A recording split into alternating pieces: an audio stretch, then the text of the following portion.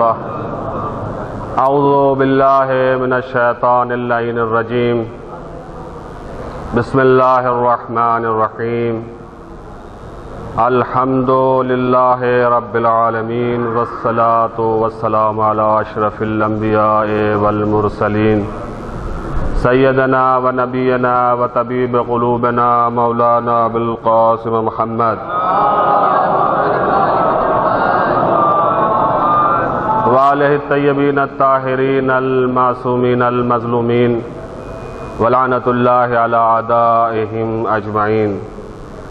اما بعد فقد قال اللہ تبارک وتعالی وهو اصدق الصادقین وقوله الحق. بسم اللہ الرحمن الرحیم.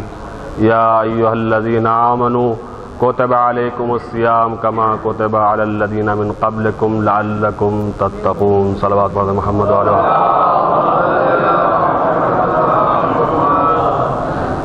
یہ ماہ مبارک رحمتوں والا مہینہ، برکتوں والا مہینہ، مغفرتوں والا مہینہ ہے. اس میں میں آپ حضرات کی خدمت میں اور تمام شیعان حیدر کرار کی خدمت میں، بلکہ تمام مسلمانوں کی خدمت میں اس مبارک اور مسعود مہینے کے اوپر مبارکباد پیش کرتا ہوں. خداوند عالم اس کو ہمارے لیے، تمام شیعان حیدر کرار کے لیے اور تمام مسلمانوں کے لیے مبارک قرار دے. عزیزان گرامی، یہ وہ مہینہ ہے کہ جس کے بارے میں خود خداوند عالم نے قرآن مجید میں ارشاد فرمایا ہے کہ اے ایمان والو، تم پر روزہ فرض کیا گیا ہے جس طریقے سے تم سے پہلی امتوں کے اوپر روزہ فرض کیا گیا تھا، تاکہ تم اہل تقوی بنو، متقی اور پرہیزگار بنو. عزیزان گرامی، یہ روزے کا ایک سب سے اہم اور سب سے بڑا فائدہ تقوی الہی ہے. جیسا کہ اس آیت شریفہ میں بیان کیا گیا ہے کہ جس طریقے سے تمہارے اوپر روزے فرض کیے گئے ہیں وہ اسی طریقے سے ہے جس طریقے سے گزشتہ امتوں کے اوپر روزے فرض تھے. البتہ بعض روایات میں ملتا ہے کہ گزشتہ امتوں کے روزے ایک ایک سال کے روزے ہوا کرتے تھے. یہ امت محمدیہ کے لیے ایک تخفیف ہے کہ جو ایک مہینے کے روزے ہیں، لیکن اس کے ساتھ ساتھ خود ختمی مرتبہ احمد مجتبیٰ حضرت محمد مصطفیٰ صلی اللہ علیہ وسلم کا ارشاد ہے کہ آپ فرماتے ہیں کہ اگر تمہیں معلوم ہو جاتا کہ اس ماہ مبارک کی اہمیت کتنی زیادہ ہے، اگر تمہیں یہ اندازہ ہو جاتا کہ اس میں کیا چیز پوشیدہ ہے، کیا اسرار اس میں پائے جاتے ہیں، تو تم یہ تمنا کرتے کہ اے کاش یہ روزے ایک سال کے ہوتے. صلوات پڑھنے محمد والے محمد. واقعاً جو حضرات اس مہینے سے، ان روزوں سے فائدہ اٹھاتے ہیں، ان کو اس چیز کا اندازہ ہوتا ہے کہ واقعاً اس مہینے کی ہر لمحہ، ہر پل بہت قیمتی ہے. جب ماہ مبارک آتا ہے تو اپنی رحمتوں کے ساتھ آتا ہے، اپنی برکتوں کے ساتھ آتا ہے، اپنی مغفرتوں کے ساتھ آتا ہے. یہ ماہ وہ ماہ ہے کہ جس کے بارے میں خود پیغمبر اکرم حضرت ختمی مرتبہ حضرت محمد مصطفیٰ ارشاد فرماتے ہیں کہ وَهُوَ شَهْرٌ أَوَّلُهُ رَحْمَةٌ.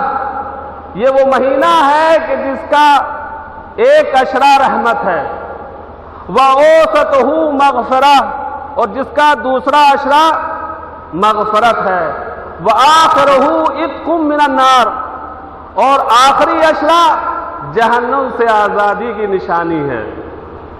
واقعاً جو لوگ خدا کی اطاعت اور خدا کی بندگی میں اس کی حکم کی تعمیل کرتے ہوئے روزہ رکھتے ہیں، اس کی عبادت کرتے ہیں، ان کے لیے باعث فخر ہے کہ وہ خدا کی اطاعت کرتے ہوئے روزہ رکھ رہے ہیں، اس کی اطاعت کر رہے ہیں، اس کی فرما برداری کر رہے ہیں۔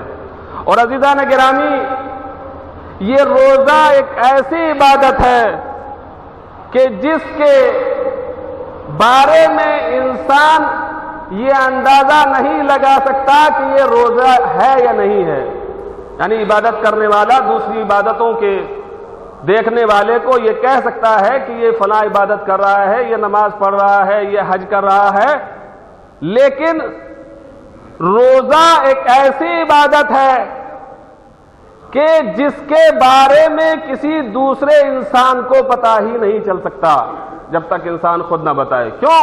کیونکہ یہ کوئی ایسا عمل نہیں ہے کہ جس کے بارے میں انسان یہ دیکھے ہاں یہ فلاں کام کر رہا ہے، نہیں، بلکہ یہ اس کی اطاعت اس کے درمیان میں اور خدا کے درمیان میں ہے۔ بس اس نے اپنے آپ کو اطاعت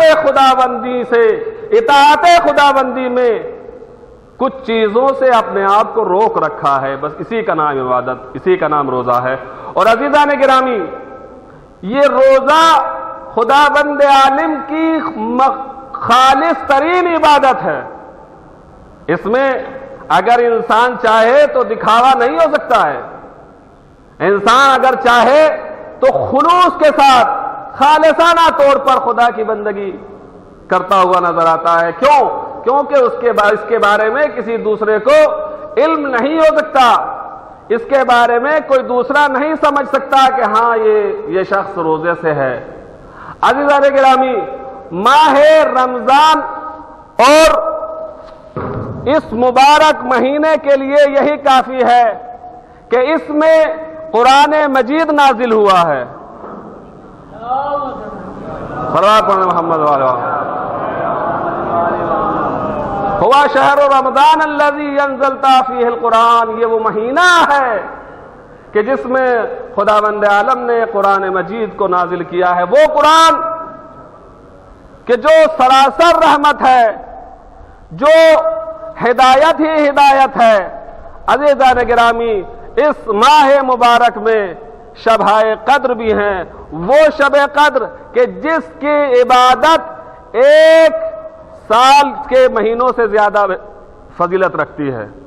عزیزان گرامی، یہ مہینہ وہ مہینہ ہے کہ جس کے آخر میں خداوند عالم نے مسلمانوں کے لیے عید قرار دی ہے، کیونکہ اگر انسان پورے مہینے روزے رکھتا ہے اور روزے رکھنے کے بعد جب اس کے روزے یا اس کی دوسری عبادتیں بارگاہ خداوندی میں قبول ہو جاتی ہیں تو یہ اس کے لیے خوشی اور مسرت کا دن ہے، اور اسی کا نام عید ہے۔ عزیزان گرامی، روزے ماہ رمضان کی فضیلت یہ ہے کہ خود خداوند عالم حدیث قدسی میں اپنے حبیب سے ارشاد فرماتا ہے کہ الصوم لی وانا اجزی علیہ، روزہ میرے لیے ہے اور میں اس کی جزا دینے والا ہوں۔ عزیزان گرامی، اگر آپ توجہ کریں اور دیکھیں تو کیا نماز، کیا حج، کیا دوسری عبادتیں یہ سب خدا کے لیے نہیں ہیں؟ بے شک یہ سب خدا کے لیے ہیں۔ ہماری تمام عبادتوں کی بنیاد ہی قربتاً اللہ ہے، یعنی جب تک ہماری عبادت خوشنودی خدا کے لیے نہ ہو اس وقت تک وہ عبادت نہیں ہوتی۔ اگرچہ ظاہری طور پر کوئی اٹھک بیٹھک لگا سکتا ہے لیکن وہ عبادت نہیں کہلائے گی۔ تو عزیزان گرامی، پتہ یہ چلا کہ ہر چیز اس وقت تک عبادت نہیں ہو سکتی جب تک اس میں خوشنودی خدا نہ پائی جائے، اور اگر اس میں خوشنودی خدا پائی جاتی ہے تو وہ عبادت ہے، ورنہ وہ عبادت نہیں ہے۔ تو عزیزان گرامی، جب تمام اعمال انسان کے عبادت قرار پا سکتے ہیں تو پھر یہ روزے میں کون سی خصوصیت ہے جو خداوند عالم ارشاد فرماتا ہے کہ روزہ میرے لیے ہے اور میں ہی اس کی جزا دوں گا۔ اگر آپ غور و فکر کریں، توجہ سے کام لیں، تو یہ اندازہ ہو سکتا ہے کہ چونکہ ماہ رمضان کی روزوں کی اتنی زیادہ فضیلت ہے کہ جس کو خداوند عالم اپنے لیے قرار دیتا ہے اور اس کی جزا بھی خود دینے والا ہے۔ عزیزان گرامی، جب ایک معمولی سا انعام انسان لیتا ہے تو اگر کوئی چھوٹا انعام ہوتا ہے تو چھوٹے شخص کے ذریعے دیا جاتا ہے، کوئی بہت بڑا انعام ہوتا ہے تو بڑی شخصیت کے ذریعے سے دیا جاتا ہے۔ بس کچھ اسی طریقے سے سمجھیے کہ چونکہ خداوند عالم ایک عظیم انعام دینے والا ہے انسان کو، وہ انسان کہ جو خداوند عالم کی عبادت کر رہا ہے صبح سے لے کر مغرب تک، اس کے اطاعت میں نہ کچھ کھا رہا ہے نہ کچھ پی رہا ہے، بلکہ عبادت ہی عبادت میں مشغول ہے، وہ جب اس کی عبادت مقبول واقع ہوتی ہے تو اب خداوند عالم اس کے لیے جزا قرار دیتا ہے اور یہ کہتا ہوا نظر آتا ہے کہ روزہ میرے لیے ہے اور میں ہی اس کی جزا دینے والا ہوں۔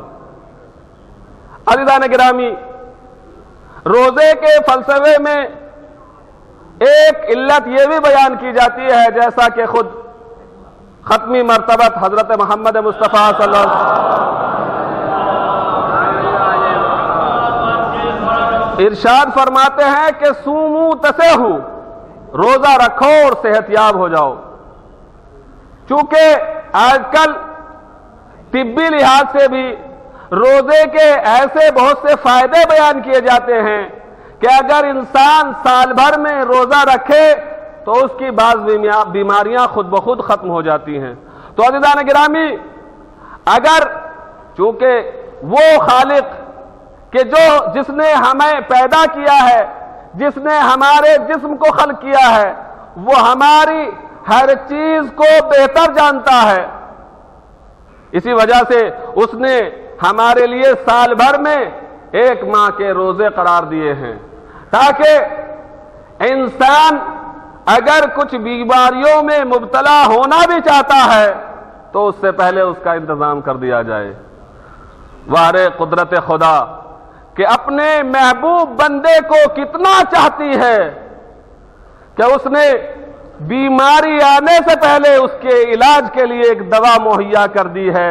یہ اور بات ہے کہ ہم اگر روزوں سے دور رہیں اور روزوں سے دور بھاگیں، اس کے اطاعت نہ کریں اور خود بیماریوں میں مبتلا ہو جائیں، یہ الگ مسئلہ ہے۔ لیکن وہ خداوند عالم کے جو ہماری ہر چیز سے آگاہ ہے، ہمارے جسم کے قطرے قطرے سے واقف ہے، اس نے انسان کی صحت و سلامتی کے لیے روزے قرار دیے ہیں تاکہ انسان روزہ رکھ کر صحت یاب ہو جائے۔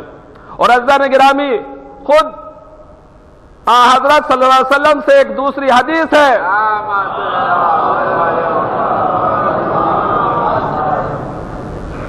کہ جس میں آپ ارشاد فرماتے ہیں کہ لِكُلِّ شَيْءٍ زَكَاةٌ وَزَكَاةُ الْعِلْمِ الصِّيَامُ یا صوم۔ دیکھو، ہر چیز کے لیے زکوٰۃ ہوتی ہے اور بدن کی زکوٰۃ روزہ رکھنا ہوتا ہے۔ یعنی مطلب بالکل واضح ہے کہ یہاں پر صاحبان علم و فہم تشریف رکھتے ہیں، وہ سمجھ سکتے ہیں اس بات کو کہ کن کن چیزوں کے اوپر زکوٰۃ واجب ہے۔ گندم، جو، ان تمام چیزوں کے اوپر زکوٰۃ واجب ہے، لیکن کیوں؟ اس کا فلسفہ بھی یہی ہے کہ وہ چیزیں ان کو پاک کر دیتی ہے۔ جب زکوٰۃ نکال دی جاتی ہے تو اب جس چیز کی زکوٰۃ نکال دی گئی وہ چیز پاک ہو جاتی ہے۔ اسی طریقے سے جب انسان کے بدن کی زکوٰۃ نکال دی جائے روزہ رکھ کر تو اب انسان کا بدن پاک و پاکیزہ ہو جاتا ہے۔ یہ خداوند عالم کا تحفہ ہے، خداوند عالم کی طرف سے ہمارے لیے ایک عظیم نعمت ہے کہ جس کا ہمیں شکر ادا کرنا چاہیے۔ اور عزیزان گرامی، اس ماہ میں زیادہ سے زیادہ توبہ و استغفار کرنا چاہیے، کیونکہ یہ مہینہ وہ مہینہ ہے کہ جس میں انسان خدا کی عبادتوں کے ساتھ ساتھ اس کی بارگاہ میں توبہ و استغفار کرتا ہے، اور خداوند عالم بھی چونکہ اس نے وعدہ دیا ہے کہ تم میرے در پہ آؤ، مجھ سے توبہ مانگو، میں تمہاری توبہ کو قبول کروں گا۔ وہ اس کا ایک لقب غفور الرحیم ہے، وہ بہت زیادہ بخشنے والا ہے۔ ایک ہوتا ہے بخشنے والا کہ جس نے کبھی کسی کو بخش دیا، اس کو کہا جاتا ہے غافر، مغفرت کر دینے والا، بخش دینے والا، معاف کر دینے والا۔ لیکن خدا غفور الرحیم ہے، بہت زیادہ توبہ کو قبول کرتا ہے۔ انسان، چونکہ ہمارے مزاج میں تو یہ ہوتا ہے کہ اگر کوئی انسان ایک مرتبہ غلطی کرے تو اس کو معاف کر دیا جاتا ہے، دوسری مرتبہ غلطی کرے تو تھوڑا سختی کے ساتھ معاف کیا جاتا ہے، تیسری مرتبہ تو بس پوچھئے نہیں۔ اور اگر تیسری مرتبہ کے بعد کوئی غلطی ہو جائے تو اب اس کی بخشش ممکن نہیں ہے۔ یہ ہمارا کردار ہوتا ہے، یہ ہماری فطرت ہوتی ہے۔ لیکن وہ خدا کہ جس کی رحمت 99 درجہ زیادہ ہے، وہ انسان جب بھی توبہ کرتا ہے، جب بھی استغفار کرتا ہے تو وہ انسان کو معاف کر دیتا ہے، انسان کی خطائیں محو ہو جاتی ہیں، انسان ایسا ہو پاک و پاکیزہ ہو جاتا ہے جیسا وہ خود ابھی شکم مادر سے متولد ہوا ہو۔ یہ خدا کی رحمت اور مغفرت ہے کہ اس نے اپنے بندے کو اتنی اجازت دی ہے کہ دیکھ میرے بندے، اگر تو گناہ کر سکتا ہے، گناہ کر لیتا ہے، تو اگر میں تیرے گناہوں کے اوپر تیرے عذاب میں جلدی نہیں کروں گا، بلکہ تجھے مہلت دوں گا۔ ایک دن وہ آئے گا کہ تو میری بارگاہ میں پلٹ کے آئے گا، اپنے لیے توبہ و استغفار چاہے گا، اور میں تجھے معاف کر دوں گا۔ اسی وجہ سے انسان بعض دفعہ گناہوں میں اتنا ملوث ہو جاتا ہے کہ وہ یہ سوچنے لگتا ہے کہ اب میری گناہ معاف نہیں کیے جائیں گے۔ لیکن عزیزان گرامی، ایک شخص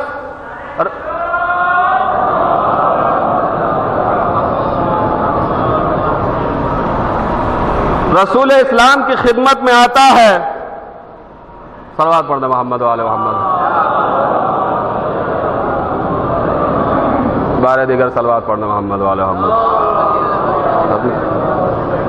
بس 2 منٹ صلوات پڑھنا محمد و آل محمد پر۔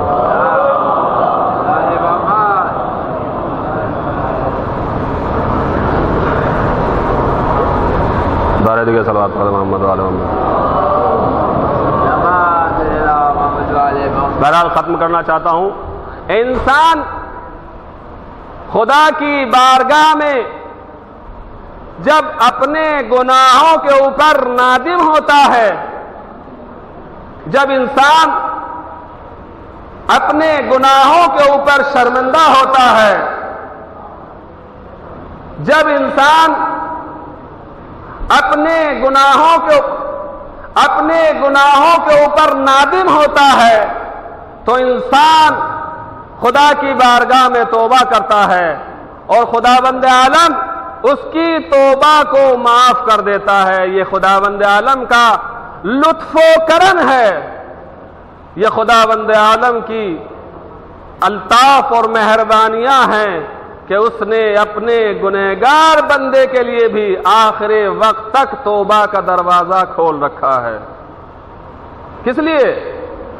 کہ ہو سکتا ہے میرا بندہ گناہ کرنے کے بعد پشیمان ہو جائے، شرمندہ ہو جائے، تو میں اس کو معاف کر دوں گا۔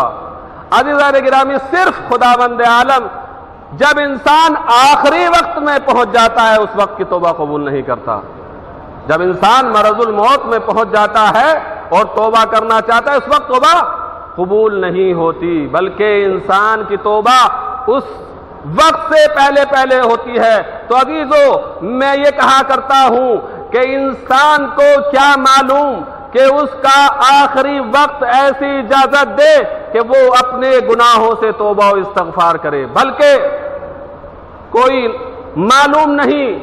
لہذا ضروری ہے کہ انسان ہر وقت، ہر نماز میں خدا کی بارگاہ میں دست نیاز بلند کر دے اور اس کی بارگاہ میں تضرع گریہ و زاری کے ساتھ التجا کرے کہ خدا بندہ میرے تمام گناہان کبیرہ و صغیرہ کو معاف کر دے۔